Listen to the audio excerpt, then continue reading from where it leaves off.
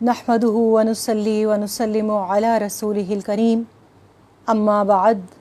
फ़अऊज़ु बिल्लाहि मिनश शैतानिर रजीम बिस्मिल्लाहिर रहमानिर रहीम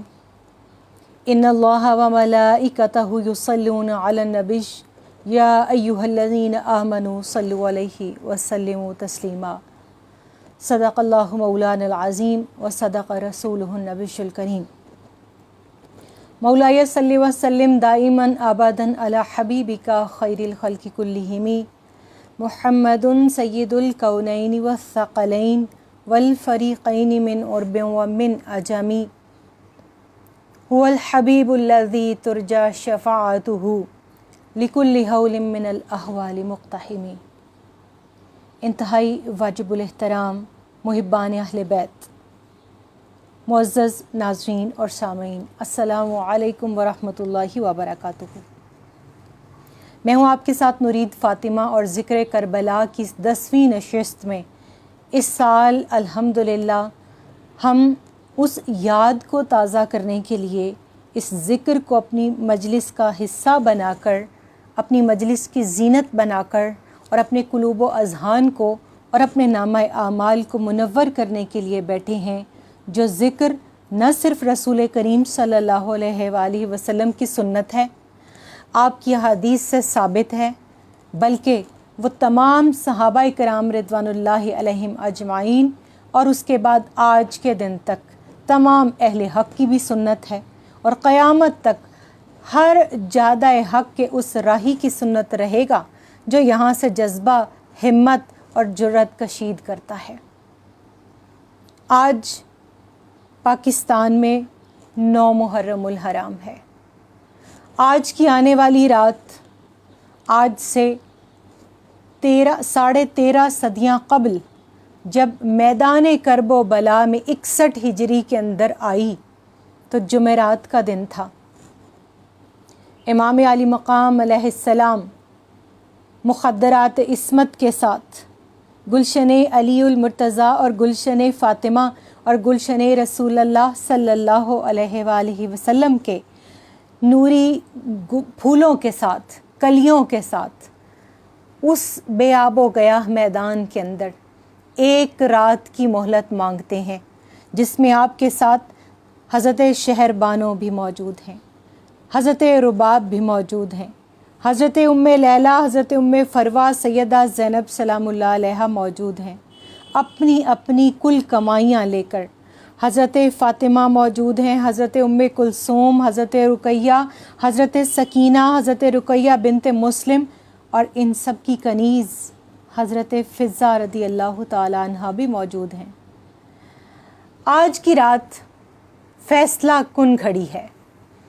हर उस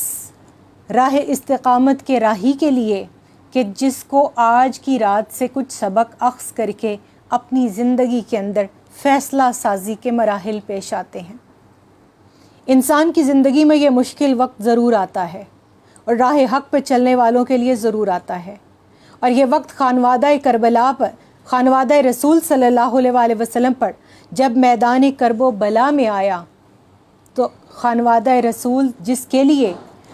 अल्लाह रब्बुल करीम ने और आका अलैहिस्सलातु वस्सलाम ने हुक्म दिया कि इनसे मवद्दत का हक़ निभाओ,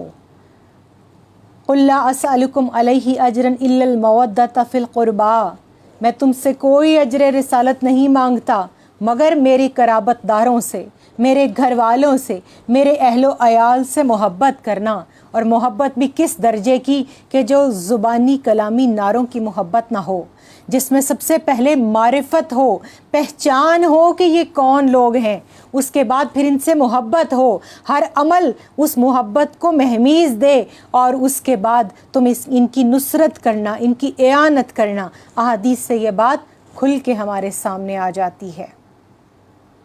मगर मामला क्या था कि जिनकी पाकी अल्लाह कुरान में बयान करता है, جن پر درود بھیجے بغیر نماز مکمل نہیں ہوتی، جن پر درود بھیجے بغیر نبی کریم صلی اللہ علیہ وآلہ وسلم اپنی ذات پر بھیجا ہوا درود قبول نہیں فرماتے، پسند نہیں فرماتے، اور فرماتے ہیں علی مجھ پر کٹا ہوا درود مت بھیجو۔ پوچھا یا رسول اللہ صلی اللہ علیہ وآلہ وسلم یہ کٹا ہوا درود کیا ہے؟ فرمایا کہ جس میں صرف کہا جائے اللہم صلی علی محمد اور یہ نہ کہا جائے وعلی آلہ محمد۔ میں ہمیشہ کہا کرتی ہوں کہ درود پڑھیے تو یوں پڑھیے صلی اللہ علیہ وآلہ وسلم، یا درود پڑھیے تو یوں پڑھیے اللہم صلی علی سیدنا و مولانا محمد وعلی آلہ وصحبہ وبارک وسلم۔ حضور کی آل پر درود بھیجیے، حضور کی اولاد پر درود بھیجیے، اور آل رسول صلی اللہ علیہ وآلہ وسلم پر جب تک درود نہ بھیجا جائے میری اور آپ کی نماز مکمل نہیں ہوتی۔ میدان کرب و بلا کے اندر عالم کیا تھا آج کی رات کہ خشک ہو جا خاک ہو کر خاک میں مل جا فرات، خاک تجھ پر دیکھ تو سوکھی زبان اہل بیت، اور خاک پر عباس و عثمان علمبردار ہیں، بے کسی اب کون اٹھائے گا نشان اہل بیت، اور تیری قدرت جانور تک آب سے سیراب ہوں، پیاس کی شدت میں تڑپے ہے زبان اہل بیت، اور قافلہ سالار منزل کو چلے ہیں سونپ کر، وارث بے وارثوں کو کاروان اہل بیت، اور فاطمہ کے لاڈلے کا آخری دیدار ہے، فاطمہ کے لاڈلے کا آخری دیدار ہے، حشر کا ہنگامہ برپا ہے میان اہل بیت، اور کس مزے کی لذتیں ہیں آب بے تیغ یار میں، کس مزے کی لذتیں ہیں آب تیغ یار میں، خاک و خون میں لوٹتے ہیں تشنگان اہل بیت، اور باغ جنت چھوڑ کے آئے ہیں محبوب خدا،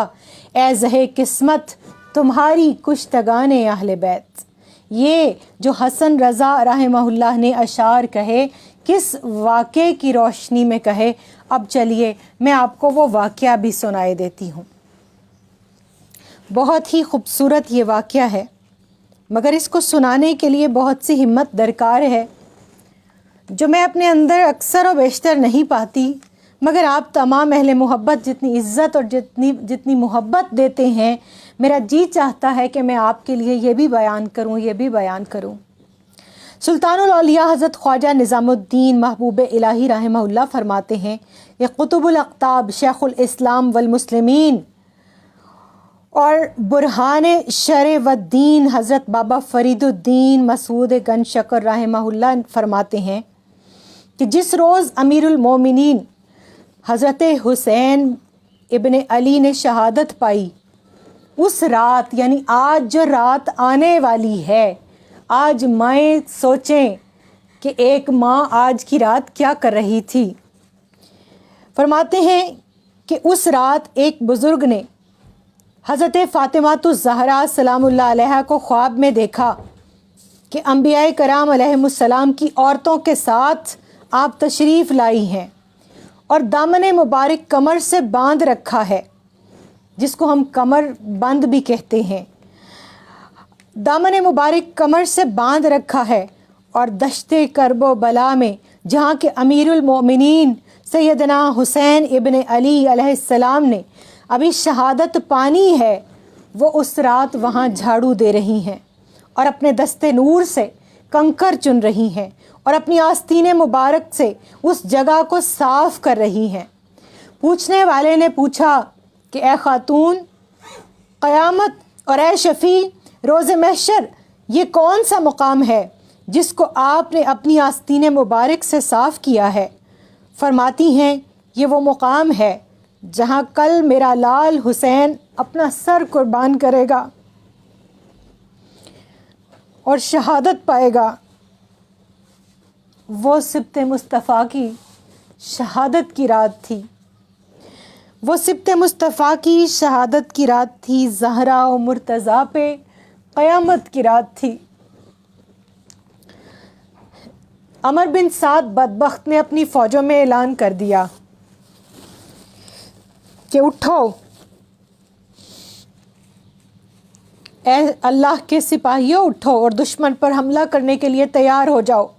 اپنے گھوڑے کی زین درست کر لو اور ندا دے دو کہ یا ہماری یزید کی بیعت پر ہمارے آگے سرنڈر کر دیں یا جنگ کے لیے تیار ہو جائیں۔ فوج کی تیاری شروع ہوئی، بھگدڑ مچی، شور اٹھا، گرد اڑی، اور ادھر سیدہ زینب سلام اللہ علیہا جو مناجات میں مصروف تھی اور امام علی مقام علیہ السلام جو مراقب تھے، ان دونوں تک خبر پہنچی۔ سیدنا عباس علمدار علیہ السلام اپنے بھائی کے پاس آئے اور کہا، اے امیر المومنین، اے خلیفۃ المسلمین، اے امام علی مقام، حکم دیجئے کہ ہم ان کے حملے کا جواب دیں۔ آپ نے فرمایا رکو، میں جاتا ہوں۔ کہا نہیں، ہم آپ کو نہیں جانے دیں گے، آپ ہمیں حکم کیجئے۔ اور کہا چلو ٹھیک ہے، تم جاؤ مگر اکیلے نہیں، 20 سواروں کے ساتھ جاؤ اور جا کر پوچھو معاملہ کیا ہے۔ سیدنا عباس علمدار علیہ السلام اٹھتے ہیں، اپنے ساتھ 20 جری جوانوں کو اور اصحاب و انصار امام علی مقام علیہ السلام کو لیتے ہیں، فوج اشکیا کی طرف جاتے ہیں۔ عمر بن سعد تک بات پہنچتی ہے اور اس کا سپہ سالار کہتا ہے کہ 2 ہی آپشنز ہیں، یا یزید کی بیعت کر لو یا کٹنے مرنے کے لیے تیار ہو جاؤ۔ کہتے ہیں رکو، ابھی ہم امام علی مقام علیہ السلام کو تمہارا پیغام پہنچاتے ہیں اور اس کے بعد دوبارہ آ کر تمہیں ان کا حتمی فیصلہ سناتے ہیں کہ آیا انہوں نے بیعت کر لی یا انہوں نے جنگ کے ارادے سے تم لوگوں کو دعوت مبارزت قبول کر لی۔ آپ واپس تشریف لاتے ہیں امام علی مقام علیہ السلام کے پاس اور ان کو بتاتے ہیں کہ یہ 2 ہمارے سامنے انہوں نے تجاویز پیش کی ہیں۔ آپ فرماتے ہیں کہ مجھ جیسا یزید جیسے کی بیعت نہیں کر سکتا۔ ایک بات تو طے ہو گئی، اب جو دوسری ان کی طرف سے حملے کی پیشکش ہے، اس کے لیے ان کے پاس جاؤ اور ان سے یہ میری طرف سے کہو کہ آج کی ایک رات ہمیں فقط اتنی مہلت دے دیں کہ ہم آخری رات اللہ کے حضور اپنے سروں کو اس عاجزی کے ساتھ جھکا کر پوری رات اس سجدے میں گزار دیں جو ہماری ماں کبھی سجدے میں گزارا کرتی تھی۔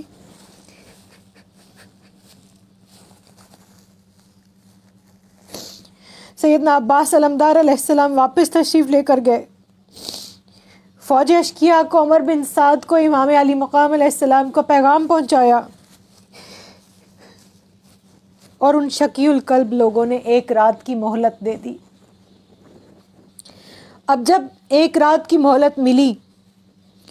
تو امام علی مقام علیہ السلام اپنے رفقا کی طرف تشریف لائے، اور قربان جاؤں میں آپ کے رفقا کے اوپر، ان کی استقامت کے اوپر، ان کے صبر پر اور ان کی قربانی پر، کہ موسیٰ علیہ السلام کے حواری کہتے ہیں نعوذ باللہ موسیٰ جا تو لڑ اور تیرا رب، ہم تو یہیں بیٹھے ہیں۔ مگر قربان جائیے اصحاب رسول صلی اللہ علیہ وآلہ وسلم پر بدر کے لیے تیاری ہوتی ہے تو سیدنا مقداد رضی اللہ تعالیٰ عنہ کھڑے ہو کر فرماتے ہیں یا رسول اللہ صلی اللہ علیہ وآلہ وسلم، ہم قوم موسیٰ کی طرح نہیں ہیں کہ جو یہ کہہ دیں گے کہ جائیں آپ لڑیں اور آپ کا رب، ہم آپ کے آگے لڑیں گے، ہم آپ کے پیچھے لڑیں گے، ہم آپ کے دائیں لڑیں گے، ہم آپ کے بائیں لڑیں گے، اور ہم اپنے آخری سانس تک اور خون کے آخری قطرے تک لڑیں گے۔ اور قربان جائیے اصحاب امام حسین علیہ السلام پر کہ جن کی استقامت کا کیا علم ہے۔ پہلے آپ خطبہ ارشاد فرماتے ہیں، آپ فرماتے ہیں اللہ کی تعریف کرتا ہوں، خوشی اور مسرت اور تنگی اور تکلیف میں اللہ تبارک و تعالیٰ کی بہترین حمد و ثنا کرتا ہوں۔ اے اللہ میں تیری حمد کرتا ہوں، تیرا شکر بجا لاتا ہوں کہ تو نے ہمیں نبوت کے ساتھ مکرم کیا اور سننے والے کان اور دیکھنے والی آنکھیں اور دل دیا۔ یہ کیوں فرمایا؟ کیونکہ جانتے تھے فوج اشکیا میں مہر لگ چکی ہے. ختم اللہ علی قلوبہم وعلی سمعہم وعلی ابصارہم. اور اب وہ غشاوت، اب وہ اندھیروں کے اندر ہیں، اب وہ ظلمتوں میں ہیں. اب ان کی وہ جو آنکھوں پر، وہ جو کانوں پر، وہ جو دلوں پر مہر لگ چکی ہے، ان کو معرفت آل رسول بھی نہیں ہے، محبت آل رسول بھی نہیں ہے، اور ان کو اس خانوادے کی نصرت اور اعانت کی بھی فکر نہیں ہے. فرماتے ہیں کہ سننے والے کان، دیکھنے والی آنکھیں اور دل دیا، اور ہمیں قرآن سکھایا اور دین کی سمجھ عطا فرمائی، اور ہمیں اپنے شکر گزار بندوں میں کیا. اما بعد، اب یہاں غور کرنے کی بات ہے. میں کسی کے ساتھیوں کو اپنے ساتھیوں سے زیادہ وفادار اور بہتر نہیں سمجھتا، اور نہ کسی کے اہل بیت کو اپنے اہل بیت سے زیادہ نیکوکار اور صلہ رحمی کرنے والا دیکھتا ہوں. اللہ تعالیٰ تم سب کو میری طرف سے جزائے خیر عطا فرمائے. سن لو، میں یقین رکھتا ہوں کہ ہمارا دن ان دشمنوں سے مقابلے کا کل کا دن ہے، اور میں تم سب کو بخوشی اجازت دیتا ہوں کہ آج رات کی تاریکی میں چلے جاؤ.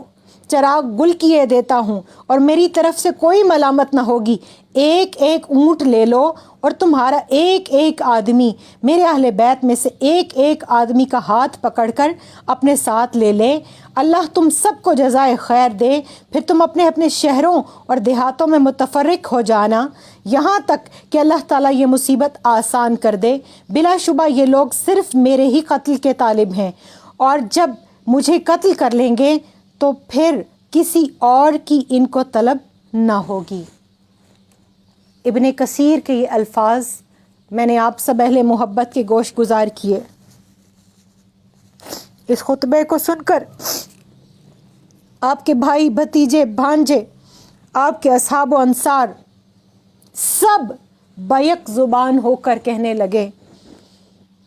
کہ کیا آپ کے بعد زندگی کا کوئی تصور ہے؟ اور جو آپ کے رفقائے کار کی طرف سے جواب آیا، اب وہ بھی آپ سب کے گوش گزار کیے دیتی ہوں. اللہ تعالیٰ کی بہترین حمد و ثنا ہو، اور وہ حمد و ثنا جو ہر حال میں، خدا کی قسم ہم ایسا کبھی نہیں کر سکتے. ہماری جانیں، مال، اہل و عیال سب آپ پر قربان. ہم آپ کے ساتھ مل کر ان لوگوں سے جنگ کریں گے. اس زندگی کا برا حال ہو جو آپ کے بعد ہو، اور آپ کو اس حال میں چھوڑ دیں، یہ کیسے ممکن ہے؟ ہم اپنے عملی کردار سے ثابت کریں گے. میں جملہ دوبارہ پڑھتی ہوں. ہم اپنے عملی کردار سے یہ بات ثابت کریں گے کہ اللہ اور اس کے رسول پر، غیب پر کیسا ایمان لائے اور کیسا حق ادا کرتے ہیں. خدا کی قسم ہم کو معلوم ہو کہ ہم قتل کیے جائیں، پھر زندہ کیے جائیں، پھر قتل کیے جائیں، پھر زندہ کیے جائیں، پھر زندہ جلا کر راکھ کر دیے جائیں، پھر 70 بار ہماری راکھ اڑا دی جائے، اور پھر ایسا ہی کیا جائے، تب بھی اے امام وقت ہم آپ کو نہیں چھوڑیں گے. قربان جائیے ان الفاظ کے اوپر، اس جذبے کے اوپر، اور ہم آپ کے ساتھ رہیں گے.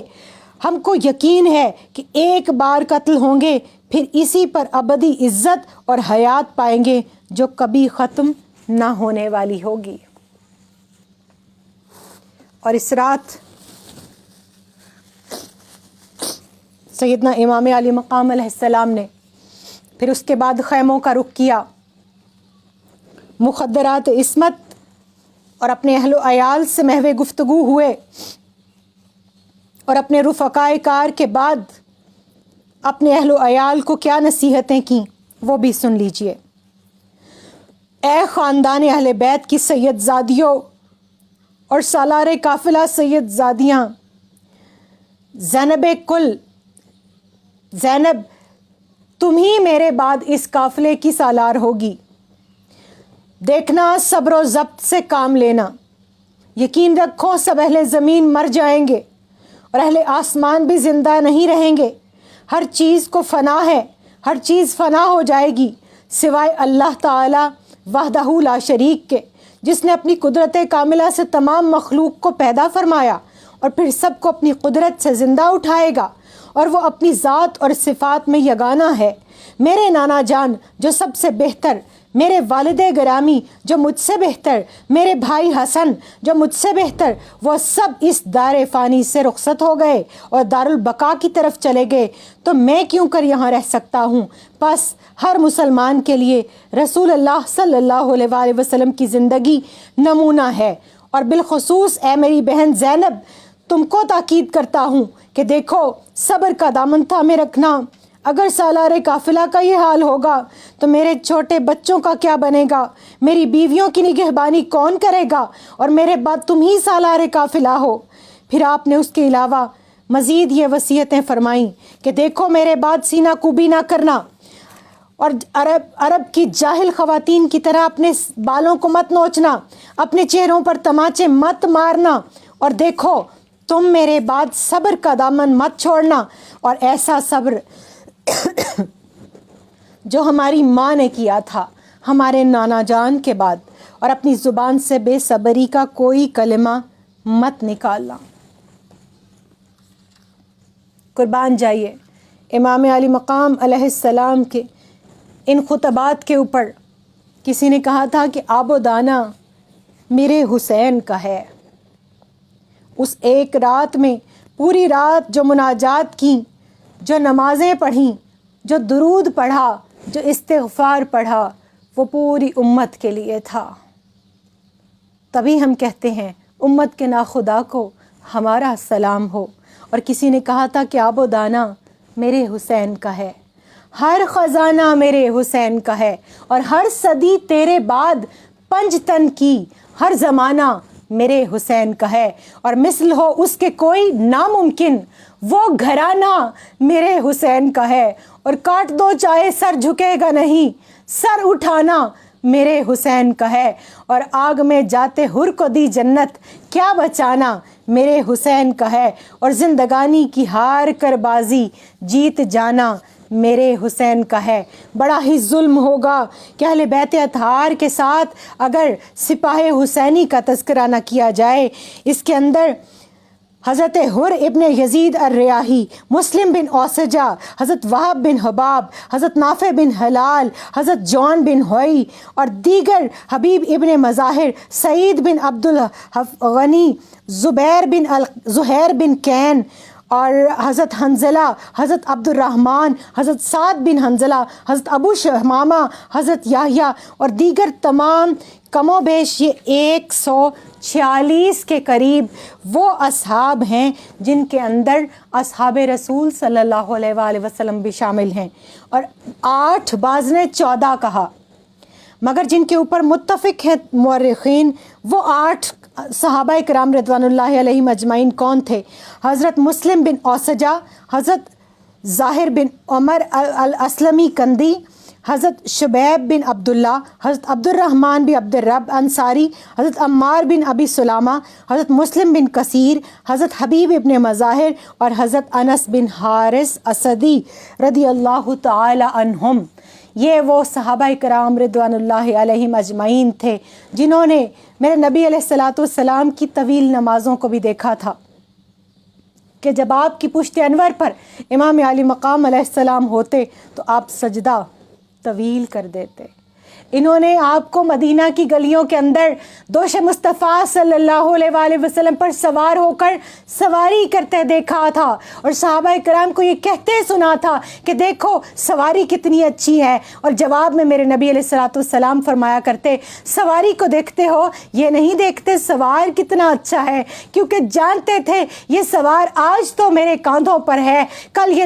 نیزے کی نوک پر ہوگا، اور جب یہ کٹے ہوئے سر کے ساتھ نیزے کی نوک پر ہوگا تو یہ صاحب قرآن کا بیٹا ہونے کا حق ادا کرے گا، اور کٹے ہوئے سر کے ساتھ بھی میرے قرآن کی آیات سنائے گا، میرے قرآن کا پیغام نافذ کرے گا، اپنا تن من دھن، اپنی اولاد، اپنا سب کچھ قربان کر کے میرے دین کو بچائے گا اور دین کی بنیادوں کو بچائے گا۔ جانتے تھے۔ اور ان تمام کے ساتھ اگر دیکھا جائے تو یہ کل ملا کر اگر 146 لوگ ہیں تو تمام ان 146 لڑنے والوں کے مقابل